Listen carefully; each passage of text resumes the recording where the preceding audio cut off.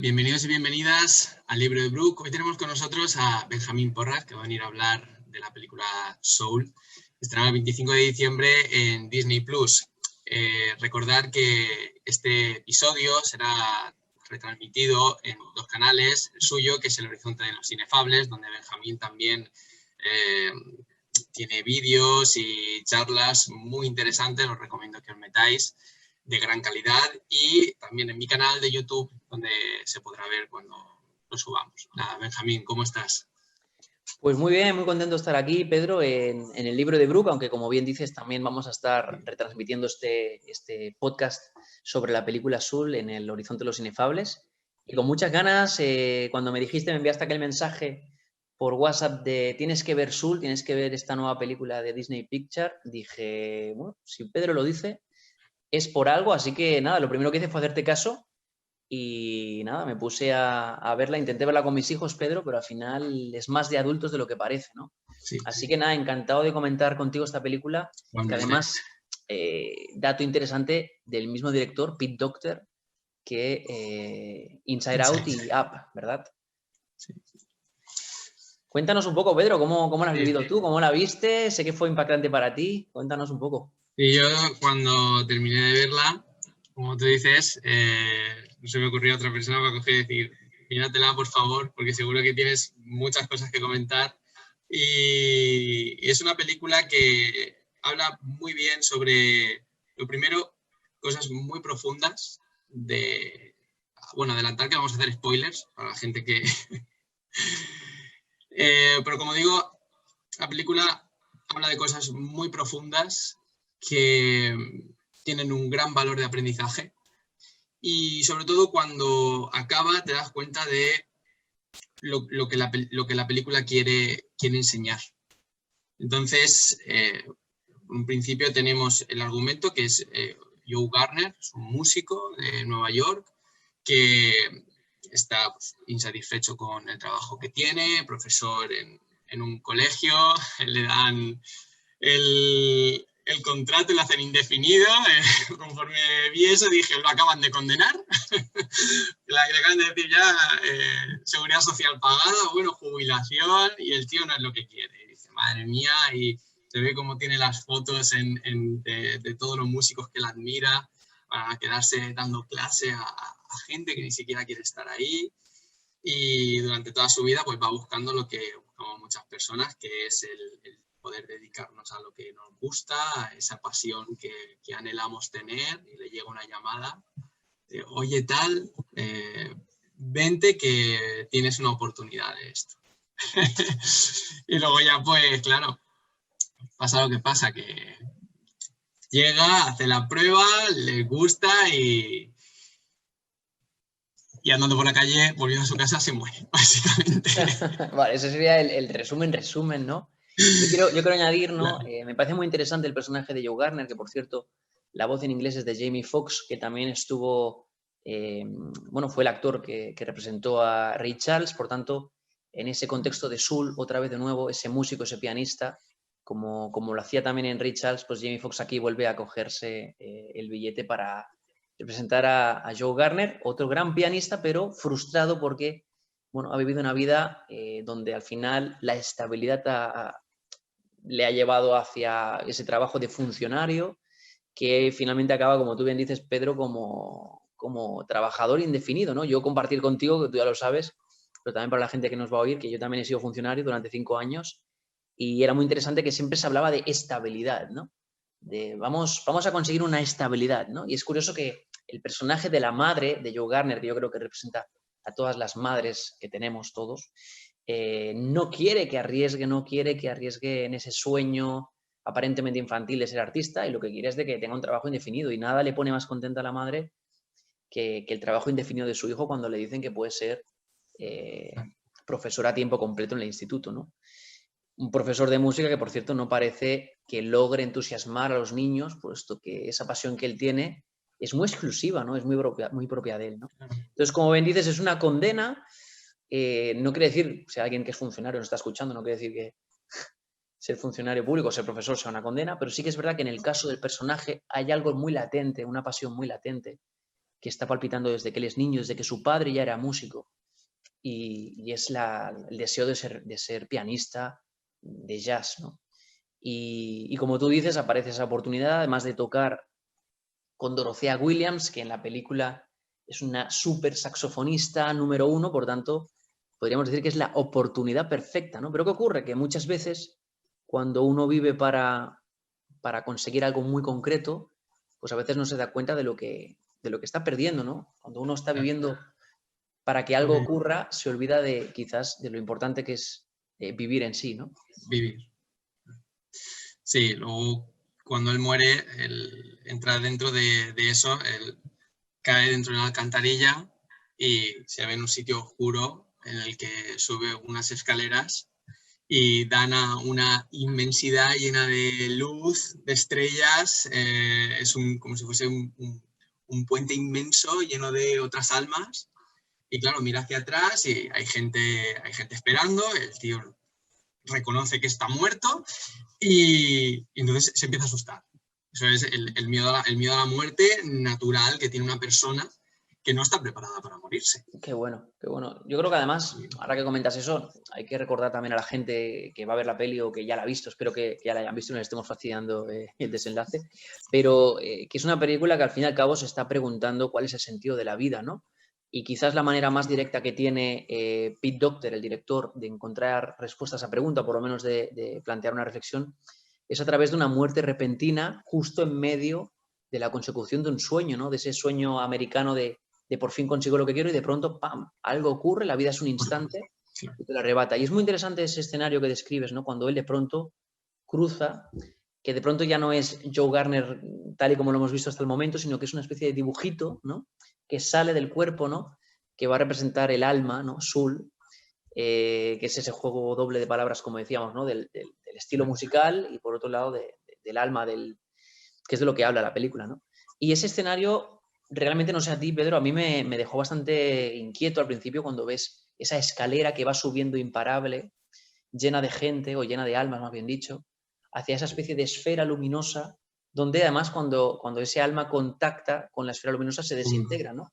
Como, no sé si como uniéndose al todo, como decíamos en nuestra conversación anterior, Pedro, o simplemente desintegrándose, ¿no? La cuestión es que Joe, en ese momento, lo único que quiere es correr marcha atrás y no entiende, en el momento en que se da cuenta de que eso realmente es la muerte, es el más allá, es el fin, no entiende cómo es que la gente o las almas que están allí no corren en contradicción y todas están tan encantadas con ese momento de... Claro, de hecho, tierra, ¿no? se encuentra con una señora mayor, se encuentra con la señora mayor que le dice, bueno, hijo, tú tranquilo, dice, yo es que he vivido 106 años y estoy preparada para esto, ¿sabes? Y tranquilo, no va a pasar nada. Y van todos allí, a esa luz, y el tío, ¿no? Y su fuerza, yo creo que la propia fuerza de vivir que él tiene, le hace salir, le hace romper eso, que es lo que pasa, que rompe esa pared invisible y cae. Cae a otro sitio, a otro lugar, donde supuestamente no tiene que estar. Aquí entra ya un poco el destino de la persona, si debes estar ahí, no debes estar ahí, ese era su sino. Todo es un engranaje. Esa parte es brutal. Esa parte es brutal cuando él empieza a correr marcha atrás, no puede, parece que no puede, porque está diseñado todo para que no puedas evitar el desenlace, pero parece ser que ese deseo, ese ímpetu por vivir, esa fuerza, esas ganas de vivir, le permiten de alguna manera encontrar una salida ante ese sistema críptico que es ese más allá, ¿no?, al que se dirige. Y ahí entra en ese siguiente escenario que tú estás describiendo muy bien, Pedro, ¿no? Esa especie de, yo le he llamado purgatorio, aunque no es un purgatorio. Sí, en la peli lo definen como el más atrás. O sea, una es el más allá, bueno. y es bienvenido al más atrás. Qué bueno, qué bueno. Sí. Sí, que ahí aparecen unas figuras, ¿no?, muy interesantes, que son los Jerrys, ¿no?, que es una especie de moderadores de ese sistema, ¿no?, por llamarlo de alguna manera, y donde las almas nuevas, ¿no?, es decir, esos bebé alma, ¿no?, tienen que encontrar quién son, tienen que identificarse muy bien con quién son para emprender su viaje a la Tierra, digamos, conseguir su pase a la Tierra y empezar la vida, ¿no?, desde cero, ¿no? Y de pronto ahí se encuentra Joe en un momento de caos, de confusión, y parece ser que le dan la oportunidad, por confusión, por una cadena de errores, de ser mentor de una de esas almas, ¿no? Porque es curioso que en ese lugar donde empiezan las almas que todavía no han venido a la Tierra, es donde se forman esas personalidades con las que venimos nosotros aquí, como si dijésemos con esa chispa que está buscando todo el rato la película, que finalmente la chispa es otra cosa de lo que se cree. La chispa no es que te guste el arte o la música o que tu pasión sea el deporte, sino la chispa es precisamente vivir. O sea, te falta la chispa, es que estás listo para la vida. Y claro, cuando llegan a ese sitio hay mentores que se supone que son los que enseñan, ¿sí? A esas almas a generar una personalidad para que cuando vengan aquí pues tengamos como nuestra identificación personal única de yo soy yo y todo esto. Y los Jerrys que has comentado antes están en comparación con los Terrys. Los Jerrys son como si fuesen personalidades muy, muy zen, muy tal, y luego una mente muy holística, muy abiertos, muy tal, y luego los Terrys son muy analíticos, porque se supone que es el malo el que rige digamos que la personalidad que no sale de su estructura es Terry, es el que cuenta las almas en esa escalera, que nadie lo ve, pero él está ahí oculto contando almas como un loco, hasta que se da cuenta de que de repente falta un alma. ¿Cómo es posible? Falta un alma en esa escalera. Entonces se va corriendo a los Jerry, y los Jerry, tranquilo, hombre, no pasa nada, no pasa nada. El tío todo loco, voy a encontrarlo.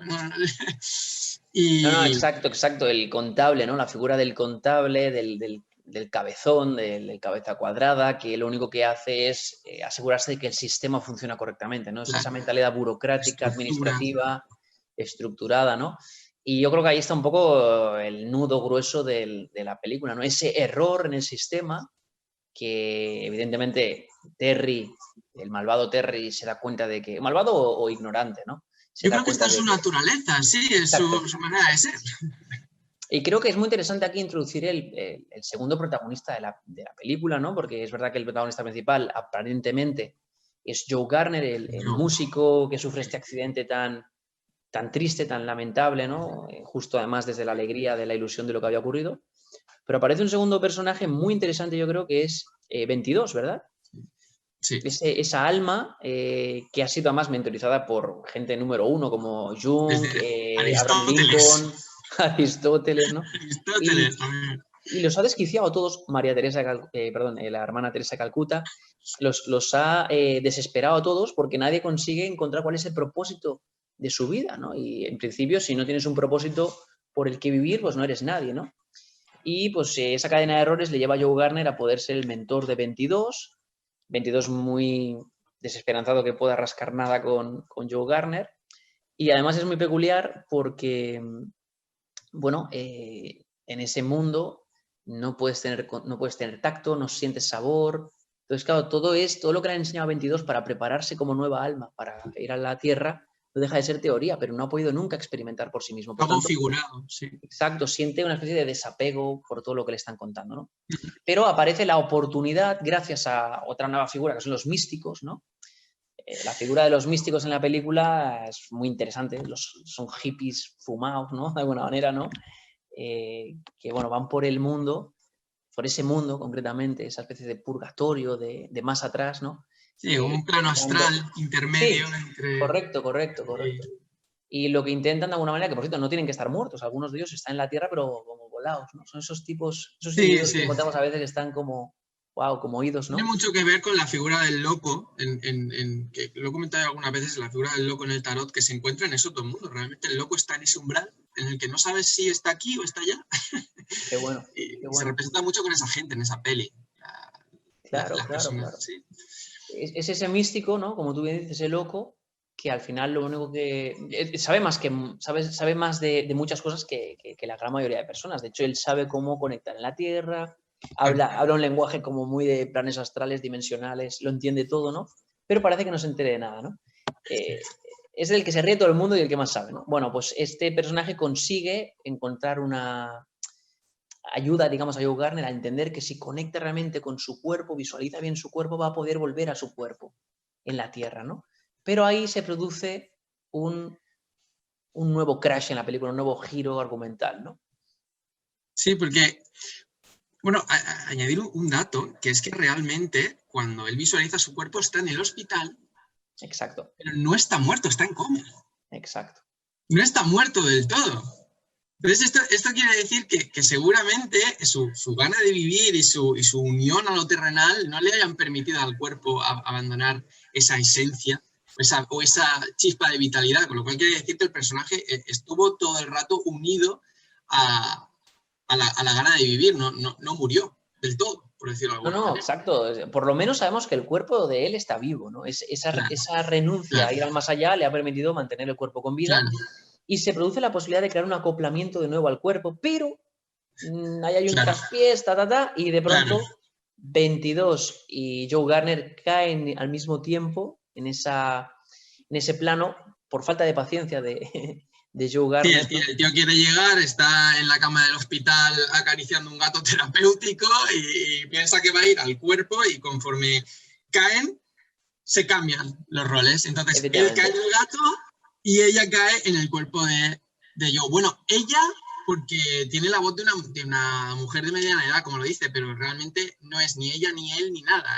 Adopta esa personalidad porque quiere, realmente Claro, lo dice. claro. Es un alma, ¿no? Un Es alma un sin alma. género hasta que la vida decida, ¿no? Entonces, Exactamente, es muy exactamente. interesante ese desdoblamiento que se produce, ¿no? Donde de pronto Joe Garner es el gato, no me acuerdo qué nombre le ponen, pulguitas o no me acuerdo cómo le llaman, pero Tampoco bueno, me acuerdo. es el gato del hospital que se utiliza como gato terapéutico. Sí. Y en cambio 22 entra en el cuerpo de Joe Garner. Por tanto, esa, digamos, segunda oportunidad que se le daba al personaje de volver a acoplarse no sale como estaba previsto y de golpe 22 por primera vez en la historia de su existencia, Tiene un cuerpo. cae en un cuerpo ya maduro, adulto, pero de pronto también es verdad que con la capacidad de sentir tanto lo angustioso como lo placentero. Al principio lo vive desde el miedo, ¿no? Porque claro, de haber estado siempre confabulando teorías sobre lo que sería la vida a estar vivo, de pronto, y además en la cama de un hospital, digamos que es un nacimiento bastante traumático, ¿no? Sí. Y bueno, aún así se dan cuenta de que pueden cooperar juntos, digamos, para intentar tirar adelante, pues, el gran Ver, momento que cambiarse. es, Claro. exacto, que es poder ir al concierto de Dorothea Williams a tiempo, porque aún está a tiempo, aún ha pasado tiempo suficiente como para perder su oportunidad de Sí. poder tocar en el concierto, ¿no? ¿Qué ocurre ahí? Pues que parece ser que a 22 le gusta demasiado, ¿no? Digamos, estar vivo, ¿no? Y todo le parece, vamos, una fiesta, ¿no? No sé si tú te acuerdas de alguna escena que te impactase, ¿no? De Sí, ese sí, sí, momento. sí, porque cuando el 22 está empezando a experimentar lo que es la vida en general, sin ningún misterio, sin nada fuera de lo común, o sea, ella lo dice, me ha gritado una persona en el metro, me he comido un chupachup, he saboreado esto y es un donut, he comido pizza, dice, y me ha gustado. O sea, ¿a quién le gusta que le griten en el metro? ¿A quién le gusta que le peguen un rapapolo o algo de esto? Ella lo ve como algo maravilloso, sin más. Entonces, claro, se da cuenta de que le gusta estar ahí, de que se ha estado toda la vida preparando para ese momento y que Joe no lo ve de la misma manera. Entonces, claro, ella, ella empieza a pensar que realmente sí que le gusta estar vivo. Claro, y además es muy interesante, ¿no? El dilema que se establece en la película, porque 22, que siempre había sido el personaje como castigado, ¿no? Porque todos sus mentores, los grandes genios, no le encontraban que tuviera como un don concreto, una vocación en concreto, ¿no? Parece en esta sociedad, ¿no? Que si no tienes un don específico desde súper pequeño, vas a ser un mediocre, ¿no? Como si la vida dependiera de qué etiqueta digamos, te colocas, ¿no? A nivel profesional o a nivel tal, ¿no? Y yo creo que la peli está muy bien también en ese sentido porque trasciende, ¿no? Y te das cuenta de que no se trata solo de tener un para qué, que es importante, sino de aprovechar la vida en su propio camino, ¿no? La felicidad no está en el desenlace, sino en el propio camino. Y yo creo que precisamente ese es el error que había cometido Joe Garner toda su vida, ¿no? Que es Claro. estar tanto tiempo esperando que llegue el momento de tocar en el concierto de Dorothea Williams, o bueno, de ser músico profesional, que se está olvidando de que, oye, que está vivo, que es un regalazo estar vivo, ¿no? Y 22 con esa inocencia y esa torpeza que tiene, aunque es muy sabia también, ¿no? Nos muestra bueno, que Joe Garner había perdido miles de oportunidades diarias de disfrutar de la existencia en sí misma, ¿no? Sí, Y porque hay una frase, Pedro, perdona, que me encanta, que dice algo así como, la chispa no es una meta que alcanzar en la vida, sino el amor por la vida en sí mismo, ¿no? Y creo que 22 representa perfectamente eso, ¿no? Claro. Alguien que ha estado luchando por un sueño en concreto, con bastante amargura, como ha sido Joe Garner, bastante gris, pero con un sueño muy grande, y alguien sin un sueño, pero con la capacidad de saborear cada instante, ¿no? Ese contraste tan interesante, digamos, que nos plantea la película con estos dos personajes. Además se ve muy bien cómo llegan a un punto en la película en el que pasan como si fuese como una especie de sala en la que se ven los fragmentos de la vida de Joe Garner sentado en el sofá, frustrado porque le han dicho un montón de veces que no, y dices, bueno, sí, realmente este tío ha enfocado toda su vida a ese sueño, a esa cosa, pero ¿qué ha vivido? ¿Qué ha vivido? No ha podido vivir nada, toda su vida amargadísimo y se ha muerto. La ha palmado. Y es muy interesante además porque en ese mismo momento aparece una escena que es, yo creo, una escena que todos de alguna manera hemos vivido alguna vez, ¿no? Sobre todo los que hemos tenido alguna vez pues la vocación, el deseo de hacer algo pues, artístico, como es tu caso, Pedro, por ejemplo, que eres un ilustrador espectacular, o como cualquier persona pues, que tenga su inquietud, yo qué sé, de escribir, de cantar, o aunque no sea artístico, ¿no? Hacer un deporte, ¿no? Que es la de decir las cosas claras a su madre, ¿no? Ese momento en el que, bueno, él es un gato, pero pues aprovecha digamos, del cambio de quién es quién, ¿no? Para que Joe Garner, en este caso 22 en el cuerpo de Joe Garner, le exprese por fin a su madre Claro, no tenga esa limitación. Exacto, ¿no? Y al final, una gran moraleja que yo saco de esta película en esa escena, y me siento súper identificado, Pedro, es que las cosas hay que hablarlas. Es decir, muchas veces anticipamos catastróficamente que algo no va a ir bien en nuestra vida simplemente por el miedo a lo que nos dirán o a lo que pensarán o a cómo nuestros propios padres o alguien de referencia nos va a confrontar algo, cuando en verdad te das cuenta, ¿no? En esa escena yo también lo veo como algo muy, muy real, ¿no? Que simplemente es decir las cosas tal y como son, ¿no? El conflicto aparece precisamente en lo que se está ocultando, ¿no?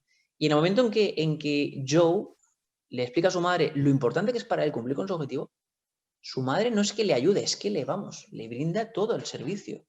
Y esa madre tan cascarrabias y refunfuñosa que habíamos tenido durante la película, de pronto resulta que es una madre comprensiva que simplemente tenía miedo por su hijo. O sea, el conflicto era un conflicto oculto que se resuelve simplemente poniendo la conversación sobre la mesa, ¿no?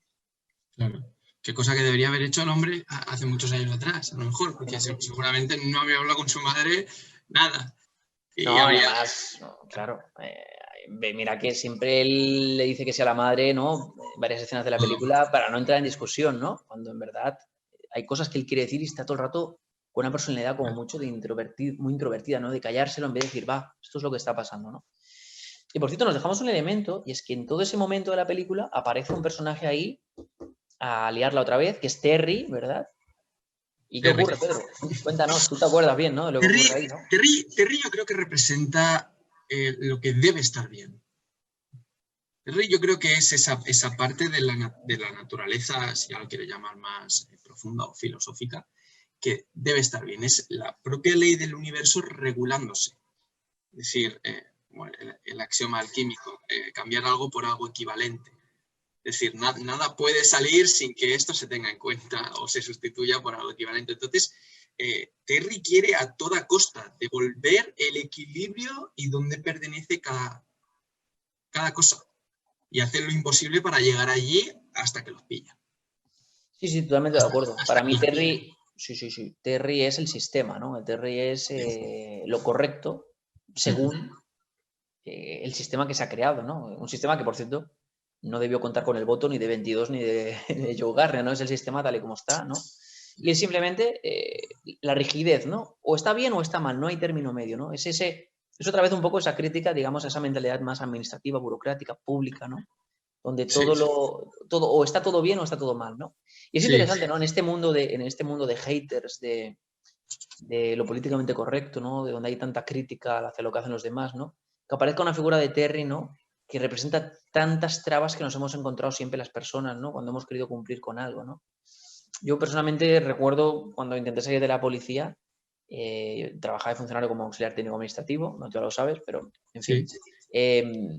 Yo no recibí ningún apoyo en ese momento, ¿no? Porque no estaba bien salir del funcionariado, ¿no? Era como una meta, ¿no? Entonces salir de una meta o de lo que sería una meta para los demás, ¿no? Y esto entra un poco en ese debate, ¿no? Que hablábamos otro día, ¿no? Que el mismo Antonio Escotado planteaba, ¿no? De gente que trabaja por enajenación o por pasión, ¿no? Trabajar por pasión significa que realmente buscas algo que te llena, que tiene sentido para ti, que te hace disfrutar, que le da sentido al tiempo, a lo que vale tu tiempo, a cuánto vale tu tiempo, ¿no? Y trabajar por enajenación es trabajar casi que por la necesidad o obligación de que el trabajo es un intercambio de energía por dinero, pero no porque te enriquezca o porque estés dándole el valor que tiene tu tiempo, ¿no? No estás valorándote a ti mismo suficiente, ¿no? Y eso no significa que sea fácil trabajar todo el mundo por pasión, requiere mucho sacrificio, ¿no? ¿Cuántas horas habrá tocado el piano Joe Garner para poder ser profesor de instituto y luego poder estar en un concierto de Dorothea Williams improvisando sin un ensayo, ¿no? ¿Cuántas horas de sacrificio hay ahí? Pues hay muchas horas, ¿no? Pero está claro de que, como decía Freud, el trabajo es uno de los elementos claves de la felicidad y es fundamental que nos guste. Y yo creo que ese dilema es muy interesante y vuelve a aparecer esa traba, como tú dices, de Terry como representante pues, de cuando te escapas de la línea, ¿no? Cuando sales un poco del esquema supuestamente adecuado, ¿no? Aunque gente como, por ejemplo, Ramón Samsó dice, haz lo contrario de lo que hace la mayoría y te irá bien las cosas, ¿no? Es decir, es un poco esa conducta disruptiva también de los estoicos, ¿no? Marca la diferencia, ¿no? Marca la diferencia en base a tu propio criterio, a aquello en lo que tú tienes fe y las cosas te irán bien, ¿no? Así que muy, muy interesante cómo en la película aparecen todos esos ingredientes, esa salsa, ¿no? Yo creo que hay que saber combinarlo también, porque ahora cuando lleguemos al final de la película, que también tiene relación, pero creo que hay que saber combinar el hecho de tener tu pasión con vivir, no como Joe Garner, que Bravo. sacrificó su vida por su pasión. Bravo. ¿Qué sacrificó antes? ¿Mi vida, mis ilusiones y todo lo que tengo a costa de mi sueño? ¿O intento llevar las dos cosas bien, pero me centro en vivir y en disfrutar las cosas, en estar alegre porque me levanto cada mañana y tengo una meta? Es muy bueno, ¿eh? El debate que planteas con eso es muy bueno porque aquí sale por un lado, salen varios extremos y sale un punto intermedio, ¿no? Por un lado el carpe diem, decir, nada me importa, solamente quiero vivir cada instante, ¿no? Ese poder de la hora, ¿no? Ese mundo más New Age, ¿no? De disfrutar el presente sin pensar en más allá, ¿no? Lo cual me parece interesante como vía cortoplacista, siempre que se toma desde el extremismo, hablo. Y luego está el otro extremo, que es renunciar al disfrute del presente y solo vivir por y para el trabajo, ¿no? O por y para el sueño. Para tus sueños. Pero renunciando a que el camino hacia el sueño sea un camino de disfrute, ¿no? Me parecen ambos extremos caminos de donde se va a perder mucho. Entonces, lo de siempre, ¿no? Al final, Aristóteles, ¿no? Además es que son muy interesantes los mentores de 22, ¿no? Pero bueno, claro, Aristóteles habla del término medio, ¿no? Oye, ¿por qué no disfrutamos tenemos un para qué y disfrutamos del camino además? Y encontramos ese punto de equilibrio, ¿no? Esa virtud de decir, el veneno está en la dosis, ¿no? Asumiendo también, como dice un amigo mío, Pablo, asumiendo también que ese camino que has elegido también tiene sus cosas malas y sus piedras y sus trabas y vas a sufrir. Vas a sufrir, pero al haber aceptado que ese camino contiene eso, lo harás desde otra perspectiva, desde otra manera. No lo harás desde el sufrimiento de por qué me ha tocado a mí o tal. Bueno, asumo que esa meta es muy elevada y asumo lo que pueda venir, tanto lo bueno como lo malo. Me parece excelente lo que comentas, me parece excelente. Fíjate que la propia vida de Joe Garner es eso, o sea, lo que nos demuestra el relato de la vida de Joe Garner es que en un momento se te puede ir todo al traste, ¿no? Entonces, tiene que tener sentido ya hoy la vida. O sea, la vida tiene que tener sentido ahora. No cuando consiga adelgazar, cuando me ponga fuerte, cuando consiga aquel trabajo, cuando tenga novia, cuando tenga novio. No, la vida tiene que tener sentido hoy y a partir de ahí construyamos propósitos, ¿no? Motivaciones nuevas, ¿no? Un sentido, una dirección. Pero tiene que tener sentido ya, porque es que si no, al final, en un momento se puede ir todo al traste. Así que tiene que haber también la capacidad de aceptación. Ahora, problemas va a haber, elijas tu camino o no lo elijas, va a haber problemas igual, adversidades, vas a tener un choque con el coche, te va a pasar de todo, te guste o no te guste, ¿no? Pero cuando uno vive en coherencia con lo que uno cree que es o con lo que uno cree que viene a hacer al mundo, con su misión, de pronto ese propósito sostiene al sufrimiento, como decía Viktor Frankl, ¿no? Entonces, esa es la gran diferencia entre sufrir y caer en desolación, ¿no? Y es que sufrimiento va a haber, o sea, elijas el camino que elijas va a haber, pero Siempre, porque siempre. forma parte del arco de experiencias que hay que vivir. Pero es verdad que la desesperación, cuando uno va en la dirección adecuada, la puede sostener porque ese propósito es combustible, ¿no? O es antídoto, digamos, para ese sufrir. Claro, cuando al final ya, cuando él termina de tocar el piano, que por cierto es como que traiciona a 22, porque es, cuando, creo que no lo hemos explicado, ellos van completando como una serie de, son 7 etapas, las almas, esas que van a entrar al mundo, van completando como 7 etapas, y la última es lo que le llaman la chispa. Entonces, hay una frase que al final le dice uno de los Jerrys a Joe, que le dice: los maestros y vuestras chispas. Dice: ¿os creéis que las chispas es un talento o que la chispa es que se te viene algo? Dice: la chispa es simplemente estar listo para vivir. Y es cuando le sale la chispita, y entonces las almitas esas van al agujero gigante que hay y se lanzan a la tierra. Entonces, claro, cuando Joe consigue un pase de esos, que realmente es el pase de 22, porque es 22 la que ha aprendido a vivir, no es Joe. La vida de Joe ya ahí en la peli ha terminado, básicamente, pero vuelve a la fuerza. Cuando termina el concierto, se da cuenta que dice: vaya, dice, toda la vida esperando esto, pero me falta algo. Se va a su casa, pone todas las cosas en la mesa que 22 había tenido, la pizza, tal, recuerdan a ella, y entra como en un estado meditativo en el que conecta con ese plano astral en el que aparecen todos esos hippies que estábamos diciendo antes, y ve a 22 cómo se había convertido en un alma perdida, porque 22 quería vivir, pero había perdido su propósito por culpa de Joe. Lo había traicionado. Entonces Joe va y se da cuenta de que él ya ha vivido. Él ya ha vivido su vida, ha completado su meta y se ha dado cuenta de que no lo ha aprovechado.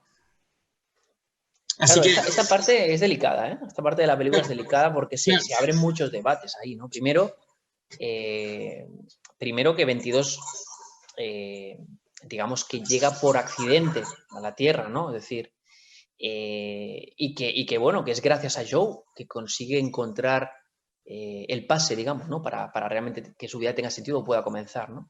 Pero es verdad que ahí se abren muchos debates. Uno de ellos es que Joe siente que una vez cumplido el sueño, hay un momento como que el espectador siente incluso que Joe no percibe siquiera que la vida de Joe tenga sentido, ¿no?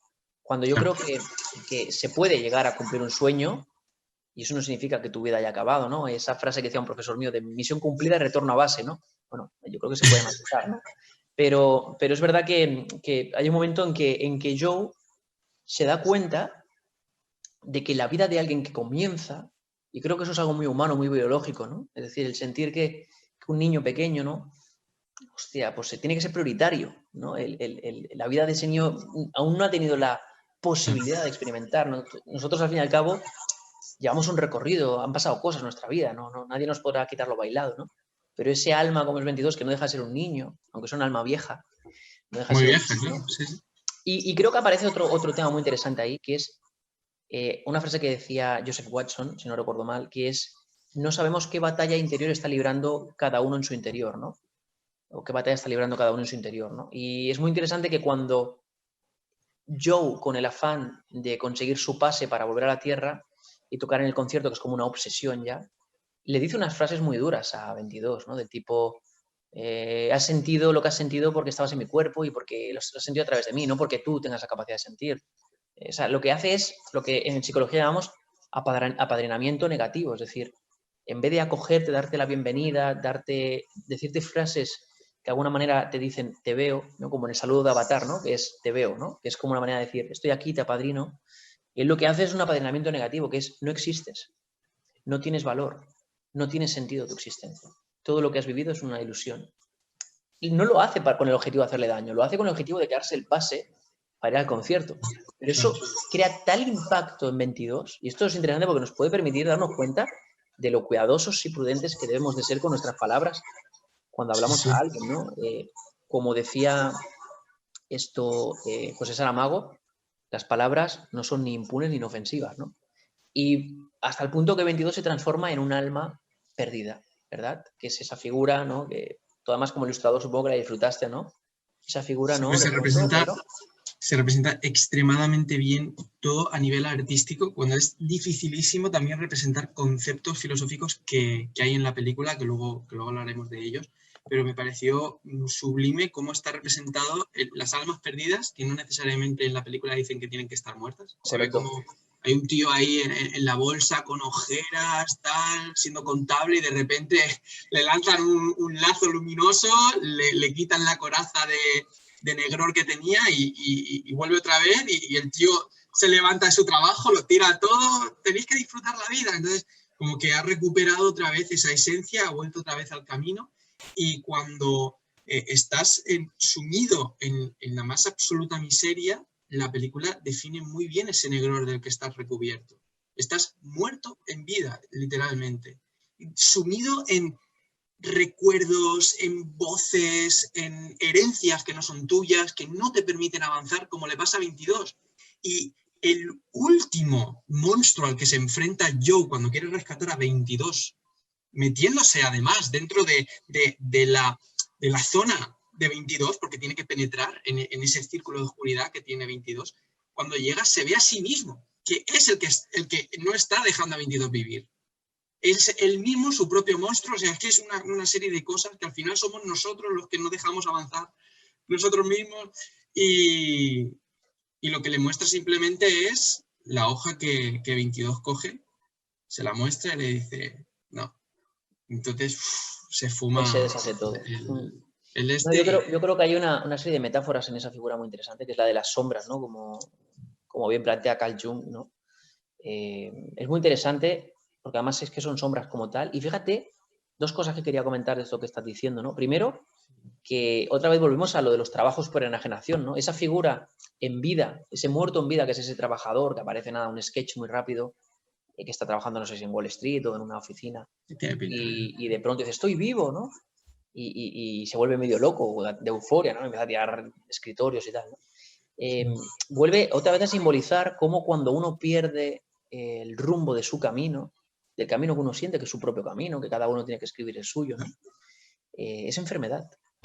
Es enfermedad. Psicológicamente es clarísimo que es enfermedad cuando alguien renuncia a vivir su propio camino. Yo ahora personalmente comparto contigo que estoy trabajando con un caso actualmente de una persona que, bueno, tiene un trabajo fijo, vive en casa de sus padres ya con bastantes años, por tanto tiene un capital bastante grande almacenado, odia ir a trabajar, le gusta su trabajo, entre comillas, pero odia el contexto del trabajo. Y sin embargo le da tanto miedo salir de ahí que no se está dando cuenta de que su vida se está desvaneciendo por seguir en un lugar en el que odia. Se levanta a las 4 de la mañana, va cada día allí, pam, pam, pam, por X dinero, ¿no? O sea, al final ponemos a veces precios muy bajos a nuestra vida, ¿no? Y le damos un valor a nuestra existencia muy, muy bajo, ¿no? Por cuatro billetes, ¿no? Hay que vivir, hay que sobrevivir, pero hay que encontrar sentido en la vida también. Es decir, sea fuera del horario de trabajo o sea a través del trabajo, mucho mejor, evidentemente, ¿no? O a través de salir de la caja, ¿no? Y pensar de una manera más creativa sobre qué hace con nuestra economía y con nuestra creatividad, ¿no? Y ese tema me parece muy interesante. Y luego, cómo cuando un alma está perdida, se convierte en un monstruo también, ¿no? Hay un momento que se está intentando acercar a 22 y de hecho hunde el barco del místico. O sea, sí. Da miedo. O sea, un alma perdida es una persona peligrosa, ¿no? Hay una relación muy grande, que yo no sé si lo habrán hecho aposta, entre las almas perdidas y las personas tóxicas. Total. O sea, es que son personas tóxicas, además, que cuando van allí, cuando van a ese desierto inmenso, que es como ese plano astral entre medias, cuando las almas perdidas ven a ese punto luminoso que todavía tiene esencia vital, van a por ellos a querer atrapar esa vitalidad, esa energía para atraparla. Y claro, ves y dices, hostia, claro, yo en mi vida me encuentro muchas personas que están perdidísimas, sumidas en una negatividad increíble, que al final te quitan a ti espacio, te quitan a ti, y tienes que poner un punto ahí y decir, bueno, Aléjate, totalmente. Totalmente, ¿sabes? ¿no? O sea, para mí, al final tiene que ver con eso, ¿no? Cuando uno no puede autogestionarse bien a sí mismo, acaba convirtiéndose en un vampiro psíquico, ¿no? Un En un vampiro, sí. absorbedor de la energía del otro, ¿no? Y por Exactamente. eso hay tanto hate, ¿no? Y tanto odio y tantas envidias y tantos celos, ¿no? Al final, si te fijas, la gente que más odio recibe es la gente que mejor le va, en el sentido de que... eh, ¿y cuál es el motivo? ¿Que le va bien? ¿Eso le convierte en una mala persona o una diana de odio? ¿No? La gente famosa, la gente popular, la gente que tiene más dinero. Y es porque al final es más fácil proyectar la basura propia en el otro que soportar la propia o que mirar, como decía Jung, mirar a tu propia sombra, ¿no? Y contemplarla y enfrentarte, ¿no? Enfrentarte a ella, ¿no? Desde el arquetipo del héroe, ¿no? Entonces, bueno, como decimos, muchos temas muy interesantes, que por cierto, ya para ir cerrando un poco lo que es el argumento, esta primera parte del podcast, Pedro, interesante que, bueno, era Disney, tenía que acabar bien, Disney no sabe acabar una historia mal, lo cual, bueno, es de agradecer también, Claro. tampoco lo vamos a Sí, sí. criticar, porque es verdad que nos hubiera dejado un poco chof, 22 tiene la oportunidad de empezar la vida de nuevo, Claro, gracias al porque yo personaje. se sacrifica dándole su pase y le dice, yo me voy a tirar contigo y te voy a acompañar hasta donde a mí se me permita. Entonces, Exacto. Joe se tira con ella cae, él se queda arriba, Muy porque no bonita puede esa caer escena. más. Sí, y como asumiendo que sea lo que sea, y aparece otra vez en la escalera subiendo solo hacia eso. Con una Y cierta resignación, ¿verdad, Pedro? Ya ahí en esa segunda vez que está en la escalera. sí, Más sí, resignado, más nostálgico, ¿no? Como diciendo, bueno, este es el fin, ¿no? ya está Pero ahí, más fuerte, ¿no? También. lo he aceptado, ya me he dado cuenta de muchas cosas y en eso se le aparece uno de los Jerrys y le dicen, mira, tu caso ha sido muy especial y creemos que tu sacrificio se merece una recompensación. Entonces, te damos la opción de volver. La recompensa, ¿no? Y qué curioso que en ese momento, de alguna manera, es como que dice, de acuerdo, lo que sí sé es que ahora voy a vivir, sé lo que es la vida ahora, después de este viaje, ¿no? Y ahora sí lo voy a disfrutar la vida. Cada minuto, exactamente. Y Y este es un ahí poco el acaba la argumento, peli. ¿no? Dime, Pedro. Sí, no, que digo que ahí acaba la peli. Yo pensaba también que se iban a unir 22 y él, iba a haber alguna especie de, como de eso de que te encuentras con una persona Sí. que no sabes quién es, pero te suena, tal, y van a hacer ahí una movida mística. Qué bueno, qué Pero bueno. no. Pero bueno, a lo mejor. Que Pero en fin, por cierto, Pedro, tú sabes que Disney tiene que tener un cupo de personas orientales, personas de negras, personas... sí, Y es sí. curioso que 22, si te fijas, va a caer a Asia al final. Ah, pues mira, no me Tienes fijé, que pero fijarte, ahora que lo dices, digo, qué raro que no han salido suficientes orientales en esta peli, solamente la del trombón. Y es interesante Disney la obsesión que tiene, no, eso es un tema aparte, ¿no? Pero súper interesante qué obsesión tiene con contentar a todos los integrar tipos de... a En vez de todo. hacer contar su historia y olvidarse, siempre tiene que hacer la guinda de... Yo creo que, hombre, yo creo que tanto tiempo ha estado obviando que existen otras cosas Está que claro. ahora tiene que ir a la carrerilla metiendo con un calzador cualquier Sí. punto que necesite verse y realizarse. Pero bueno, no está mal, no está Está mal. bien, la hacen bastante bien, la peli está muy Lo bien. ¿Qué hacen con nota le das tú? elegancia. ¿Del 1 al 10? Pedro, ¿qué nota le das? Yo, subjetivamente hablando y nada objetivamente, le doy un 10. Un 10. Yo le doy un 10. Yo le Buah, doy un tú, 10, tú vas igual de que. corazón, ¿eh? Claro, al final mi opinión no es una opinión universal, es una No, opinión está claro. subjetiva. Yo le doy un 10 a la película por lo que a mí me transmitió, por cómo me dejó al final de verla y la sensación que me produjo, igual que Interstellar. Le doy, claro, Wow. Esas son palabras mayores. otra, otra igual que yo no puedo opinar objetivamente de eso. No puedo como me salgo de ahí, ¿no? Si directamente ha ido al sentimiento, ha ido a ti, ¿cómo describir una vivencia propia? No, pues yo le doy un 10, si no a lo mejor un Vale. 9, porque la perfección no existe, pero Ah, pues está bien, es un 10, es un 10, es un 10. doy No, un 10. genial, genial. Yo la verdad que tampoco tengo ninguna cosa negativa que decir de la peli. Me parece una peli redonda, de animación. Sí que es verdad que no la pude ver bien con mis hijos, quizás hacía falta niños más mayores. Es esa ambigüedad, ¿no? Disney necesita que la familia sea la que consuma la película, entonces hace una especie de mixto, pero no deja de ser una peli para adultos. O sea, No, es una peli para adultos. mi hijo a Quizá para los 20 adolescentes minutos también. estaba jugando a otros juegos. Claro, claro. Entonces yo, bueno, le voy a poner un 8,7. Un 8,7. Pero me parece un peliculón, sinceramente. Muy recomendable y de hecho estamos aquí hablando de esta peli porque nos ha hecho pensar, ¿no? Y eso está súper interesante. Bueno, me gustaría un poco, Pedro, pues eso, ¿no? Que ahora que hemos explicado un poco el argumento, ya han ido saliendo temas, ¿no? Sí. Me gustaría un poco que habláramos de este tema tan bestia, ¿no? Que es la muerte, ¿no? Estuve viendo que en tu canal colgaste un vídeo, ¿verdad? Sobre la muerte. Oye, chapó. Me pareció súper interesante. Es un tema que la gente suele rechazar, de confrontarlo, ¿no?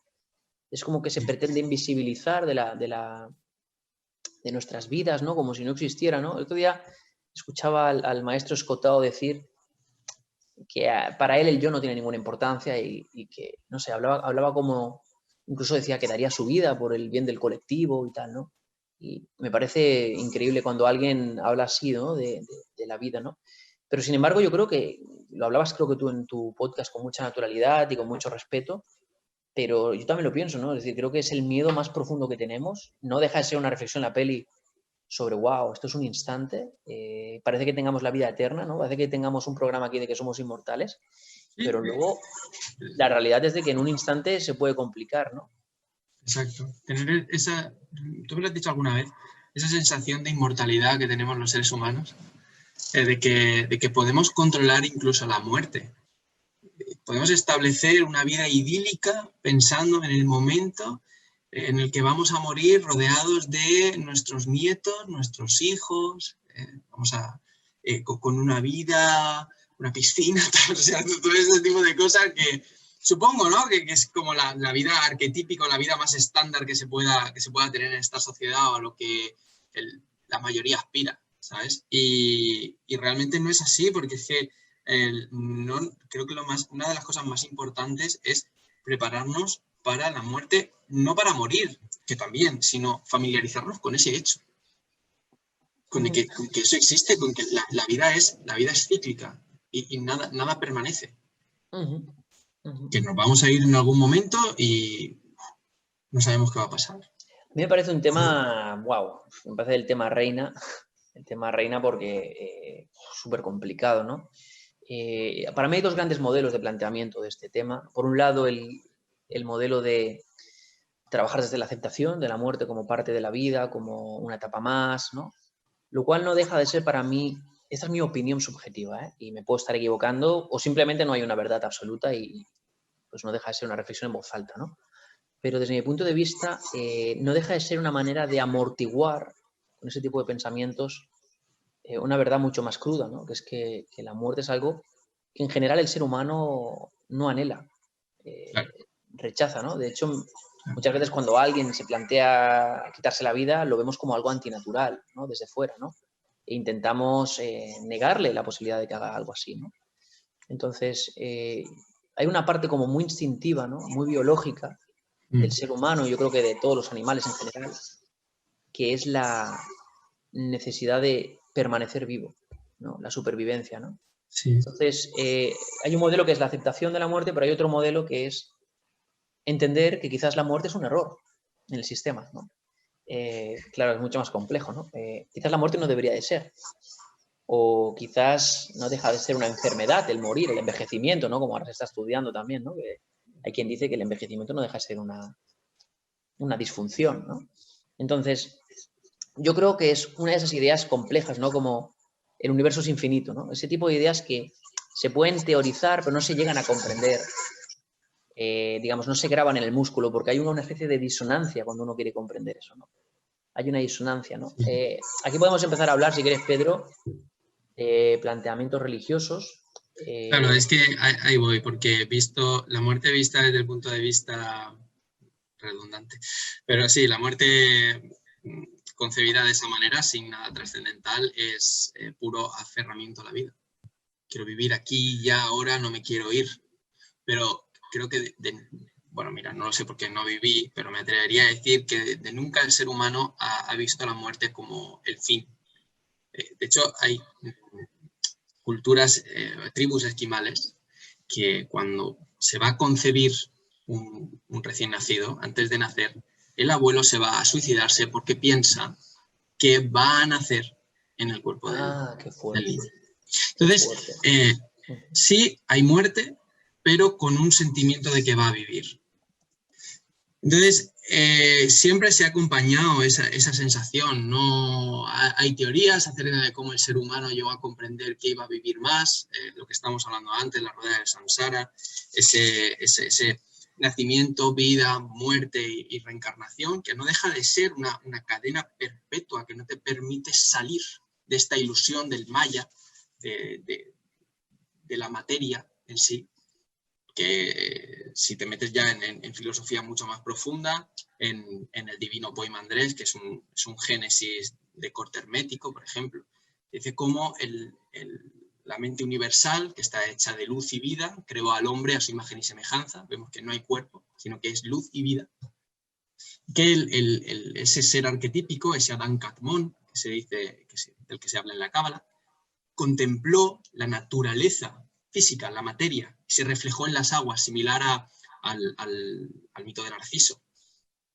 Entonces se reflejó su rostro en las aguas, vio su sombra y quiso estar ahí.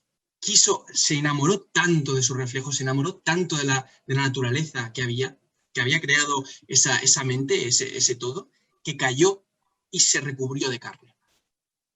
Entonces se dice que el ser humano es mortal e inmortal. Eres mortal cuando te aferras a la ilusión, cuando te aferras a la materia.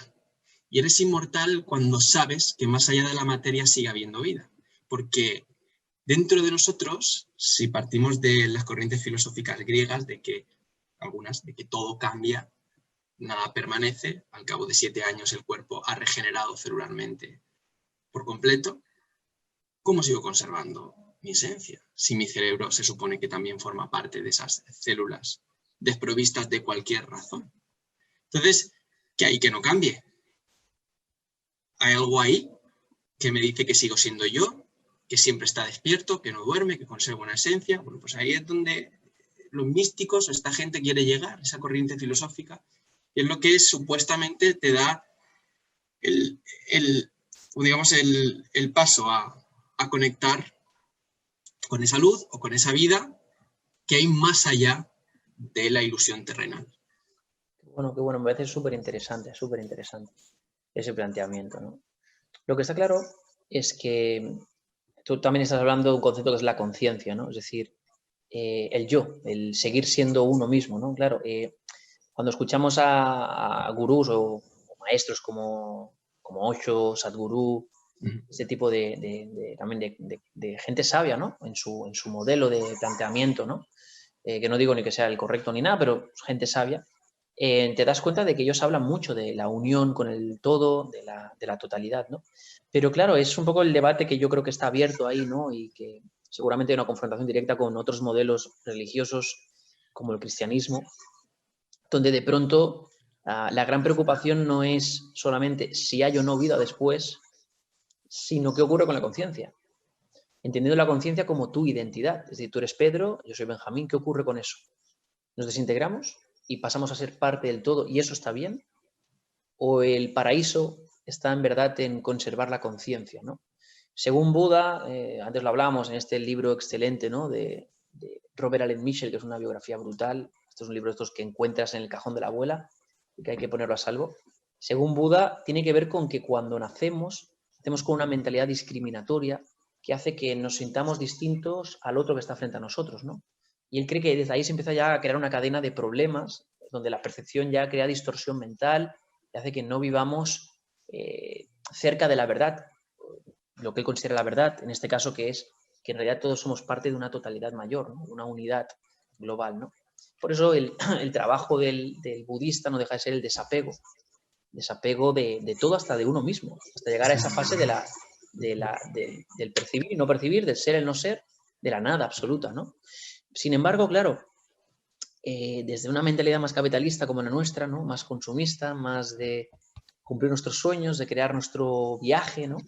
Cuesta a veces entender ese modelo, ¿no? Aparte que nosotros tenemos un bagaje más judío-cristiano, ¿no? Luego tú puedes comentarnos cosas de la Cábala, por ejemplo, Pedro, ¿no? Entonces, el cristianismo, lo que está claro es de que la manera en cómo ve el final el cristianismo es precisamente que no hay un final, sino que hay una vida eterna y una recomposición de los cuerpos, de manera que tú sigues siendo Pedro después del más allá y Benjamín sigue siendo Benjamín y los que nos escuchan pues seguirán siendo ellos mismos, ¿no? Entonces es un planteamiento que para aquellas personas que tienen miedo a dejar de ser en el sentido de dejar de tener la conciencia y no tienen esa experiencia iluminativa o ese trabajo de autointrospección, valga la redundancia, ¿no? De encontrar ese apego tan profundo, esa capacidad de autogestión tan profunda, de conexión con lo espiritual o con lo astral o con lo trascendente, exacto, pues es muy duro.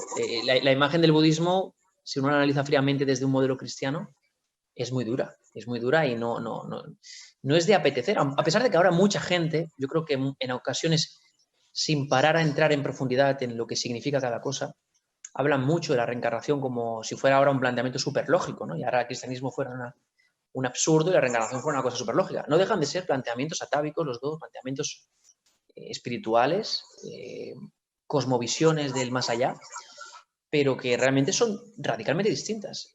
Yo no sé si esa gente es consciente de que el fin significa el fin absoluto de la conciencia y que sea un ciclo de reencarnación, que por cierto el budismo lo veía como sufrimiento, es decir, reencarnarse, renacer. Claro, porque volver aquí significa volver a sufrir. Exacto, era un castigo.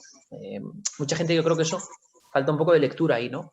Entonces, de hecho, el sumum del sumum, el nirvana es el final, digamos, el destino final es la conexión con la unidad, ¿no? Pero eso implica una pérdida del ser como conciencia única, ¿no?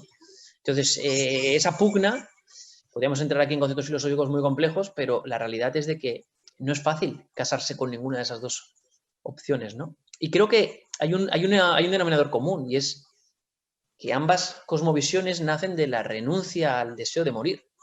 Y nacen del miedo, y esos sabios que escribieron sobre esto estaban cagados de miedo, ¿no? Y por eso entraron a tal nivel de profundidad, ¿no? Valientes por no rechazar el debate y entrar en el debate, ¿no? Pero para mí es un debate que nace del miedo y de la incomprensión, de la confusión, de no entender hacia dónde nos dirigimos. Aunque puedas tener, pienso, yo personalmente no podría decir que tenga una experiencia mística que me permita tener la certeza de lo que pueda pasar al otro lado. Bueno, creo que nunca tendremos eso hasta que pase. André Malví decía que la primera iniciación que hay es la muerte, la iniciación real. El resto son preparativos. Por muchas escuelas místicas a las que vayas o por mucho parité que quieras, te va a tocar morirte y enfrentarte directamente a eso. Y creo que él decía que mucho se habla del misterio, de lo que pasa en la vida, ¿sabes? O antes de nacer, o del trauma de nacer y tal, pero bueno, ¿qué pasa en esa franja, que es de lo que la gente se supone que tiene miedo, porque siempre se habla de vida a vida? Mueres y reencarnas, pero ¿qué pasa de la muerte a la reencarnación? ¿Qué hay ahí? Bueno, aquí podemos hablar de varias cosas, ¿no? Podemos hablar, por ejemplo, Pedro, aquí del libro tibetano de los muertos, ¿no? Exacto. Donde es una lectura diferente de lo que es la muerte. Lo hemos comentado alguna vez tú y yo charlando a nivel personal, pero no deja de ser una manera de entender la muerte como recompensa, ¿no? Desde el libro tibetano de los muertos, y no deja de ser el preparativo de varios días y semanas de esa transición una vez el cuerpo ha muerto, esa preparación que se hacía de esa, digamos, transición del alma hacia otro lugar, ¿no? Y se ponía especial atención en la transición, ¿no? Que es un poco lo mismo que ocurre con los rituales, los funerales y ritos de la religión católica ortodoxa, donde, como comentábamos, fíjate que tienen un ritual no muy conocido, para nosotros aquí en Occidente, que es el panikidi, y insisto, es un planteamiento católico, lo único que ortodoxo, más del este, y prácticamente se hacen ritos funerarios a los 3, 8 y 40 días, donde precisamente se leen salmos, se hacen oraciones, liturgias, con el objetivo de acompañar a través de ángeles, ¿no? Que se supone que aparecen en esos momentos, acompañar al alma hacia su desenlace o hacia su cielo o hacia su lugar, ¿no? Entonces es muy interesante eso. Yo quiero recomendar un libro aquí un libro que yo no he leído, esto es muy bestia, ¿no? Recomendar un libro que no he leído, pero prefiero ser honesto y decirlo que no he leído. Uno de esos libros pendientes que uno tiene. Sí que he leído entrevistas al autor, sí que he leído análisis sobre el libro, he visto resúmenes, una entrevista, por ejemplo, de Sánchez Dragó, al autor del libro, que es el doctor José Miguel Gaona, que muchos lo conocerán ahora porque tiene un podcast que se llama La Reunión Secreta en YouTube y participa en muchos programas, como por ejemplo Cuarto Milenio, y es un doctor, uno de los doctores más prestigiosos que tenemos en el país. Y escribió un libro precisamente sobre lo que estamos hablando ahora, que se llama El Límite. El Límite. Es un libro del 2015 y es un libro que es una profunda investigación masiva, ¿vale? Es un libro difícil de leer. Difícil de leer no porque esté mal escrito o escrito denso, sino porque yo creo que José Miguel Gaona está obsesionado que ese libro lo está leyendo gente de la comunidad científica y él lo plantea desde un punto de vista científico, ¿no? Y él lo que hace es estudiar qué ocurre después de la vida. Y son una serie de estudios científicos, muchos de ellos hechos por él mismo y por su equipo, o en colaboración con otros equipos, sobre qué ocurre con la frecuencia vital una vez el cuerpo muere, ¿no? Y es muy interesante que una de las preguntas que le hace Sánchez Dragó en la entrevista al doctor Gaona, el libro que tenemos pendiente, si quieres, si lo leemos, lo podemos venir un día a traer aquí al podcast, Sí, Pedro, perfecto. Sí. porque yo creo que tiene chicha que cortar ahí, eso nos da para otro mundo, ¿no? Pero creo que la clave está en la pregunta esta que le hace Sánchez Dragó y le pregunta, entonces usted, doctor, ¿cree que hay vida después de la muerte, después de este estudio macro que ha hecho? Y él dice, no tenía previsto contestar esa pregunta, pero le responderé lo que pienso y es que sí. Yeah. Y yo creo, no sé si habla de conciencia o habla de otro lugar, pero sí que es verdad que hay registros que él tiene en ese libro, registros de energía de alguna manera cuantificada que permanece en el lugar. Y permanece tiene una serie de máquinas, ya lo hablaremos si hacemos el podcast del libro, Sí, ¿no? Más concretamente, pero tiene un aparato, se llama Silent Door o algo así, no me acuerdo muy bien, donde miden registros de estos. De hecho, se vuelve loco el aparato cuando lo ponen en un matadero de cerdos. Es increíble. E incluso han llegado a ver en lugares donde habían pasado cosas extrañas, han llegado a ver registros de energía grabada totalmente demenciales, ¿no? Pero hay una explicación científica, ¿no? Al lado de todo eso, ¿no? Ahora está de moda también nuevas disciplinas como la neuroteología, que es ciencia. Lo que pasa es que es una ciencia que busca entender desde la ciencia cosas que la propia ciencia, por dogmatismo, ha eludido, ¿no? Bueno, es que debería ser el objetivo de la ciencia.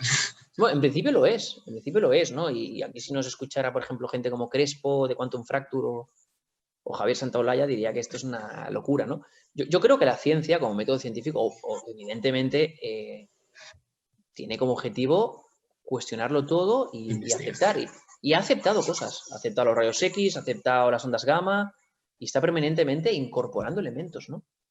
Lo que pasa es que me da la sensación de que a veces hay temas que son desagradables para el planteamiento científico, ¿no? Por eso es de agradecer que haya doctores, científicos, que no tengan ningún tipo de rechazo a estudiar estas cosas y a plantear el debate libre, abierto, sin caer en dogmatismo, ¿no? Porque al final el dogma va más allá del método de estudio y va en las propias personas.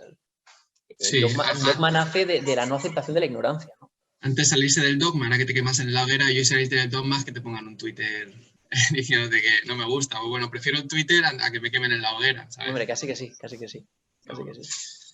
Pero Cuéntanos sí, un poco, Pedro, de la cábala, ¿no? ¿Cómo lo ve la cábala todo esto? ¿Cómo lo plantea, no?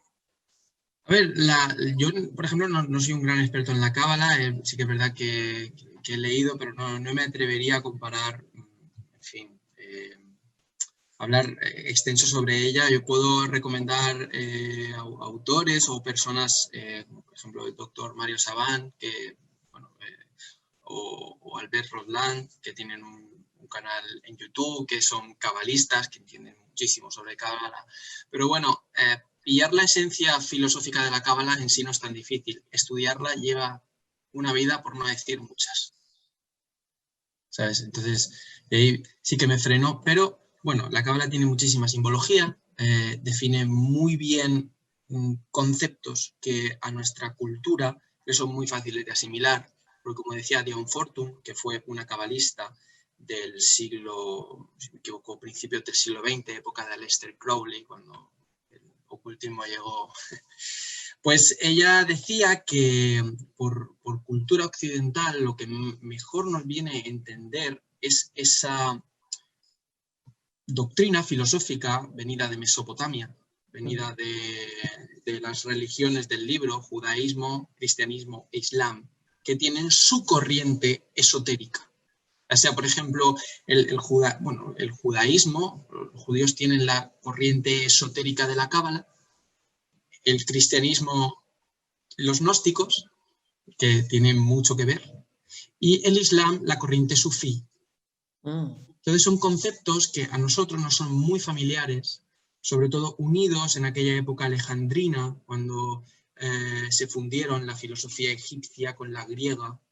Entonces todo viene a desembocar a lo mismo y vinieron aquí a España, por decirlo de alguna manera, a Europa, impregnaron toda nuestra manera de concebir el mundo. Problema, que con la caída del Imperio Romano y la sustitución del paganismo por el cristianismo, vivimos unos años de oscuridad muy grandes, que en un sentido profundo el cristianismo no deja de tener, como tú has comentado antes, comparaciones muy bestias con las tradiciones orientales o con las tradiciones paganas.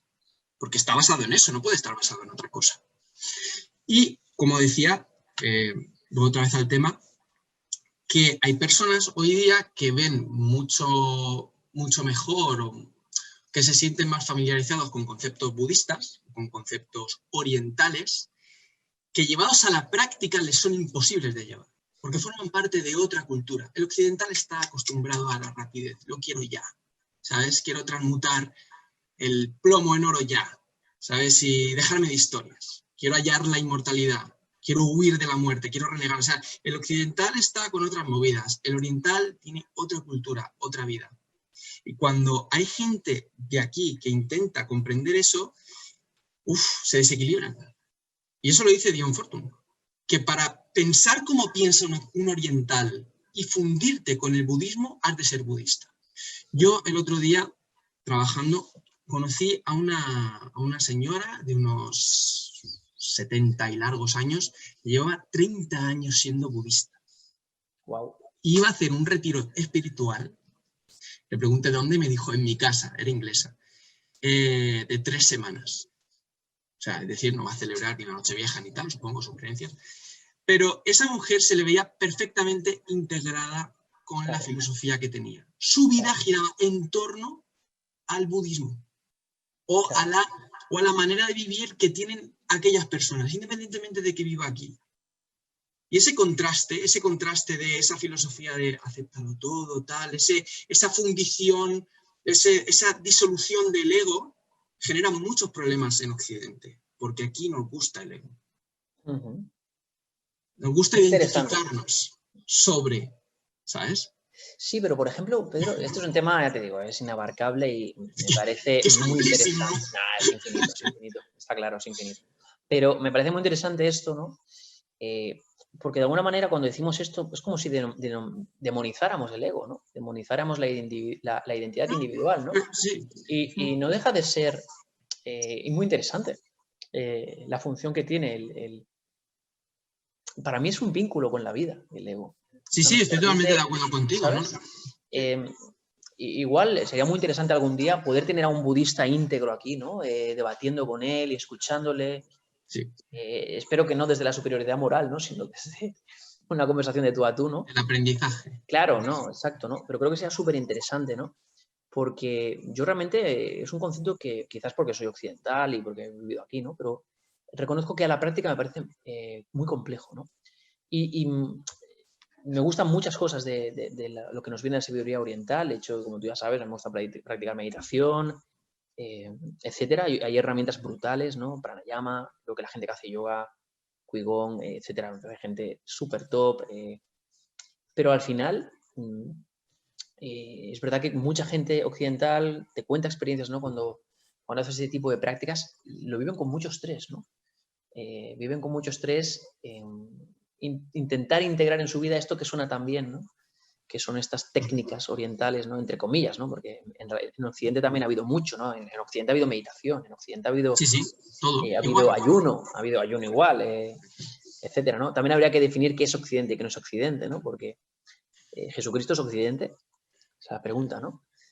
Jesucristo estaba en Oriente Medio, ¿no? Entonces, ¿Jesucristo es Occidente? No, yo considero que no. Considero que eso Jesucristo ayunaba, ¿eh? Vale, esto es un debate que lo dejamos ahí, ¿no? Porque el cristianismo es Occidente, ¿no? O sea, Occidente es Platón y Jesucristo. Es la mezcla, ¿no? Digamos, entre lo que viene de la filosofía griega, ¿no? Todo lo que queda registrado en el corpus aristotélico, luego San Agustín, etcétera, ¿no? Pero luego también es esta mezcla entre la teología cristiana y Grecia, ¿no?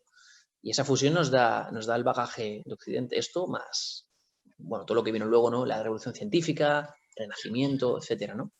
Pero eso es Occidente, y Occidente es el cristianismo. Lo cual no significa nada, no digo ni que sea bueno ni malo, simplemente digo que es el modelo que hemos mamado de pequeños, ¿no? Sí. Y me da la sensación al final, cuando me pongo un poco desde fuera, ¿no? Hablábamos antes, a ver si podíamos recomendar algún libro, alguna peli, bueno, ya han salido aquí algunos, ¿no? Hay una peli que me parece súper interesante, que da para un análisis también, Pedro, que es la de la vida de Pi. ¿No? La vida de Pi no deja de ser un tipo, un niño, como nosotros, que somos niños en verdad, que no tenemos ni idea de nada, pero tenemos curiosidad. Y él prueba un poco de todo, y todo tiene cierto sentido. ¿No? Todo tiene cierto sentido, ¿no? Sí. Uno de los grandes, para mí, problemas de la religión como entidad o como instituciones, no como religiosidad, como vida religiosa, que me parece muy respetable y creo que ha hecho mucho bien en ciertos niveles, ¿no? Hablo de la religión como institución, que lamentablemente tiene el nombre muy castigado, ¿no? Es que, de alguna manera, parece que hay una lucha, ¿no? Para encontrar cuál es la religión verdadera, ¿no? Hay como una competición, ¿no? Esa disyuntiva mental en la que funciona el cerebro, ¿no? De esto es mejor que esto, ¿no? Esta comparativa permanente. Y la realidad es de que estoy convencido de que hay gente sabia que practica el budismo, gente sabia que practica el cristianismo, gente sabia que practica el islam, gente sabia que practica el judaísmo, etc, etc, etc, etc, etc. Y creo que simplemente es interesante poder ver diferentes modelos, ¿no? Con la mente abierta, ¿no? Y decir, ¿realmente alguien tiene la verdad absoluta de estos temas? Eso, por ejemplo, hace la teosofía. La teosofía es esa unión de todas las religiones integradas y viendo que comparten una sola finalidad en común. Entonces hace muchas el tema de religiones comparadas y tal. Y te das cuenta lo bueno que tiene el que hoy día exista Internet y la información y el compartir en un abrir y cerrar de ojos cuando no tienes que pasarte 3 meses yendo de pueblo a pueblo. Y a ver si increíble, tío. Lo bueno que tiene Internet y lo bueno que tenemos hoy día es que podemos, a pesar, no, sí, pero podemos, aunque estemos ligados a cierta religión, a cierta cultura social, aprender de otras culturas y entender mejor la nuestra. ¿Y cómo es eso posible? Pues sí, porque si tienes un poquito de interés en el budismo o tienes un poquito de interés en la filosofía zen, en el Tao o en lo que sea, vas a poder integrar mejor y ver los puntos en común de tu religión y seguramente ya no la hatees tanto, ¿sabes? Llegues a comprender eso y llegues a comprender de que quizá el cristianismo empezó, el cristianismo primitivo nada tiene que ver con el cristianismo que después vino, de hecho fueron perseguidos por los romanos, una salvajada, hasta que... Pero ¿qué es eso? Que el hecho de estudiar las culturas y el hecho de compararlas te ayuda mucho mejor a entender lo tuyo. Y te das cuenta de que, y eso además lo dicen muchas personas que se dedican a esto, que cuanto mejor comprendas el resto de cosas, mejor para ti. ¿Sabes? Eso te va a ayudar más a ver la similitud. Mientras el camino que tú tomes sea bueno, es decir, tenga, digamos, la estructura que debe tener. Hablo de religiosidad, hablo de camino religioso. Da igual el que sea, va a servir. Sea budismo, islamismo, judaísmo, que sea. O Wicca. pero es eso, es eso. No, totalmente de acuerdo, Pedro. Yo creo que para ir cerrando un poco el podcast de hoy, porque es que, claro, estamos entrando en unos temas que nos da para... Otro más. No, para otro, no, para hacer una enciclopedia aquí de ignorancia, ¿no? Ilustres ignorantes, ¿no? Total. Entonces, pero bueno, creo que queda bastante claro lo que es la peli de Soul, que es un poco el objeto del día de hoy, y hemos planteado cosas del más allá. Yo consejos, no creo que sea tampoco, no somos nadie para dar consejos sobre esto, ¿no? Sí que creo que ideas que me llevo, ¿no? Y que me gustaría compartir con la gente, ¿no? Creo que es importante parar, a veces, ¿no? Afilar la sierra, ¿no? Como decía Stephen Covey, parar un momento, recordar que la inmortalidad no está garantizada y chequear si estamos viviendo la vida que realmente queremos. Ahora viene un momento brillante para hacerlo porque empezamos 2021. No sé si esto lo vamos a poder ver, Pedro, el podcast ya primer día de 2021, va a ser el primer podcast de 2021. Seguramente no por tiempos, ¿no? Estamos grabándolo hoy día 30 de diciembre, pero es probable que sí. Entonces, ostras, yo que ahora que empieza el año, creo que es un momento brillante para parar, hacer una pausa, una reflexión, un buen plan de acción y decir, vale, ¿qué quiero hacer con mi vida? ¿No? ¿Qué quiero hacer? Uno, me coloque en la vía de la vida que quiero vivir y que tiene sentido en relación a quién soy, a lo que quiero hacer aquí en este mundo, el tiempo que esté. Y dos, ¿cómo puedo hacer que ese camino sea un camino de disfrute simultáneamente, ¿no? Yo creo que para mí esa es la gran lección, ¿no? O sea, para mí el sentido de la vida está en que la muerte no es el final de la vida, sino que la muerte ocurre en vida cuando uno no valora la vida con la importancia que realmente tiene, ¿no? Así que este es un poco mi mensaje de cierre de hoy. Pedro, no sé si te gustaría añadir algo más. No, quizá a lo mejor recomendar alguna película similar o algo de esto que la gente pueda también...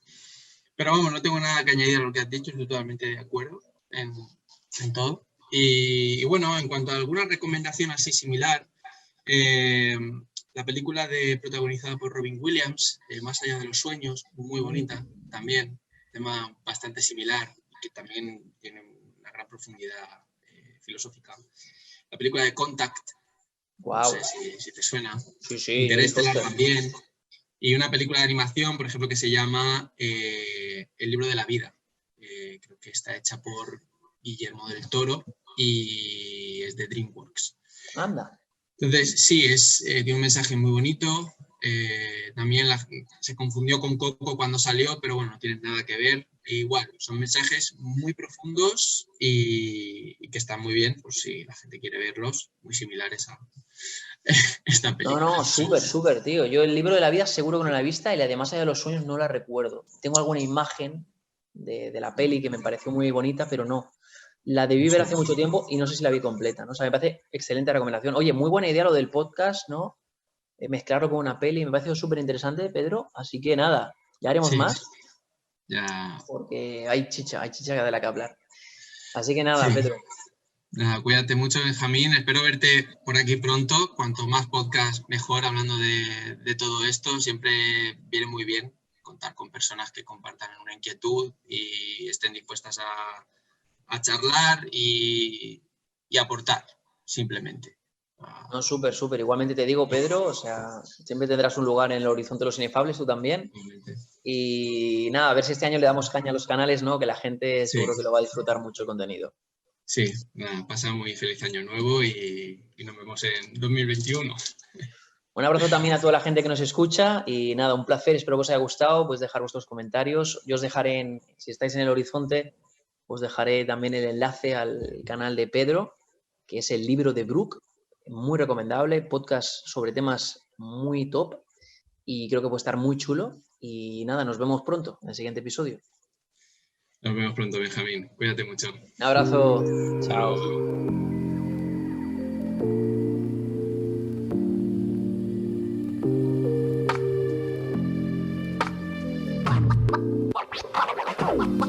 Chao.